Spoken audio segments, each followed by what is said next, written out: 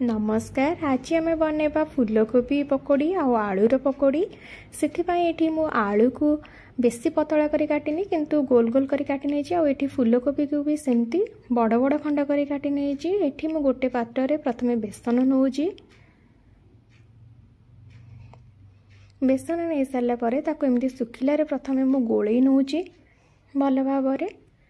तापर ए मु चाउल चूना दूची। आपण मैंने चाहिए ए कॉर्नफ्लोर दे पारे किंतु जेहेतु मु कॉर्नफ्लोर बेसी व्यवहार कैनि से मु ता जगह चाउल चूना नहीं जाऊँगी। ए दुईटा को भल भाव एमती मिसईकी गोलई नेबे। गोलई देबे दुईटा जाक एमती भल भाव गोलई सारा पर आम बाकी जिनस सब ए पकेबा। तो ये आम ए स्वाद हिसाब से लुण दबा। तापर आम ए हलदी दबा। तापर ये किसी गोटा जीरा दबा जहाद्वारा कि खावाई बहुत बढ़िया लगी था। एवं कलर पर मुझे काश्मीर लंका गुंड पकई देछि। एबे से मुझे जीरा गुंड पकेली। काटिकी रखि धनिया पत्र और कंचा लंका को मु पकेली जहाद्वारा कि खावाई बहुत बढ़िया लगी था। ये सब पकई सारिकी एमती भल भाव आउ थे गोलई नेबे एवं अल्प अल्प पानी देकी यार मिश्रण बनैबा। बिल्कुल भी एका संगरे पानी देबेनी नहले मिश्रण आमर खराब हो। अल्प अल्प पानी देकी याको एमती गोलैबा। जितकी आवश्यक पानी होतिबो से हिसाब रे देकी गोलैबे।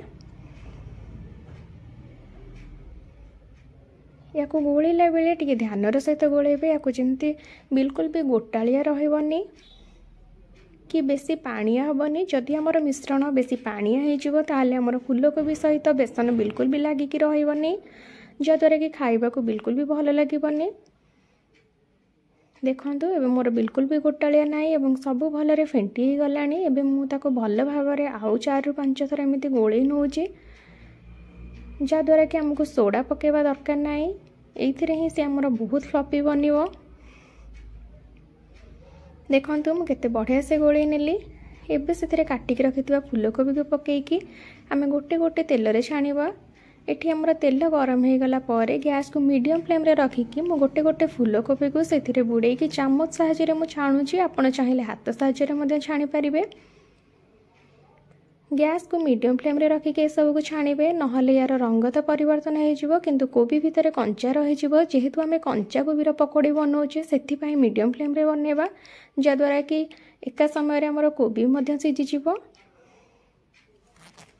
एबे देखंतु मु आउ थे फूलकोबी पकाउची।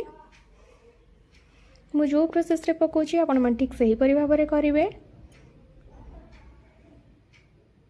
मीडियम फ्लेम रे कोबी सब पकेकी आम या क्रिस्पी हवा जाए छाणीबा। बिल्कुल भी हाई फ्लेम करिवेनी। देखंतु आमर कोबी रे मिश्रण केते बढ़िया से लागिकी रहुची। एबे आम या भलरे ओलटई नबा एवं टिके समय पर आम या गोटे गोटे छड़ेबा। ये अलग हो गोटे कोबी रो आ गोटे कोबी। तो देखंतु एबे आमर सब कोबी केते बढ़िया से बनी जाइए। केते बढ़िया देखा जाउची। मीडियम फ्लेम रे बनैछि जेहेतु बहुत क्रिस्पी मध्य बनीछि।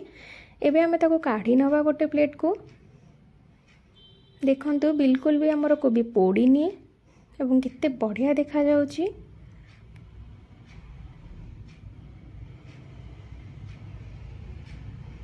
तापर आम ए काटिकी रखिथिबा आलू को भी सेम प्रोसेस रे छाणी नबा। आपण चाहिले याको हाथ रे मध्य छाणी पारिबे किंतु मु चामच साहाय्य रे पकोची गोटी गोटी करिकी।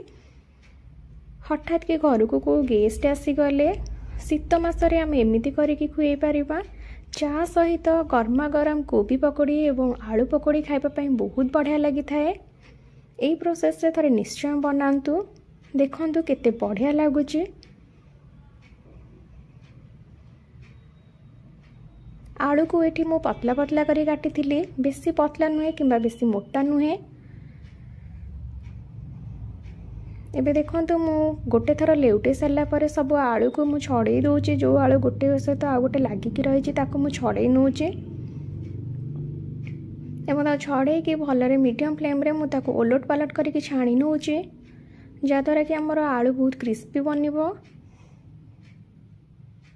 एवं खाइबा पई मते बढ़िया लागिबो।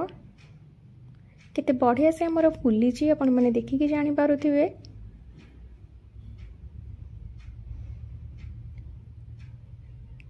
देखंतु आमर आलूर पकोड़ी बनिकी रेडी हो गलानी पाखापाखि। एबे आमे ताकू छाणी नबा गोटे प्लेट को। ये पकोड़ी बनया ପାଇଁ बिल्कुल भी अधिका समय लगी न थाए, बहुत जल्दी बनी थाए। हठात के घर को को गेस्ट आसीगले आमे तांको चा सहित कोबी पकोड़ी किंबा आलू पकोड़ी बनै कि देई परिबा। एई प्रोसेस रे थरे निश्चय बनेबे। आपण मानु केमिति लागिला मते कमेंट करी जणैबे। मो चैनल को सब्सक्राइब करिवे। आशा करूची मोर ए रेसिपी आज आपण माननकु भल लागिवो। शीत मासरे जेहेतु कोबी आमको बहुत भल भाव में मिली थाए, तेणु शीत मासरे कोबी आ आलूर एमती रेसिपी बनैकी खाई परिबे।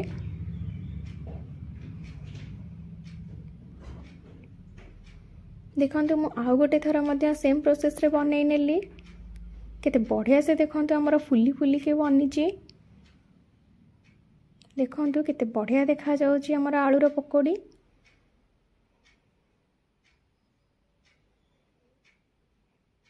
देखंतु हमर कोबीर पकोड़ी एवं आलूर पकोड़ी बनिकी रेडी हो जाइए। या ऊपर आमे एबे चाट मसला पकई दबा, जद्वारा कि खाइबा पई बहुत बढ़िया लगी थाए। अल्प चाट मसला एवं तापरे मु हल्का एथिरे ब्लैक सॉल्ट पकई दोची ता ऊपरे।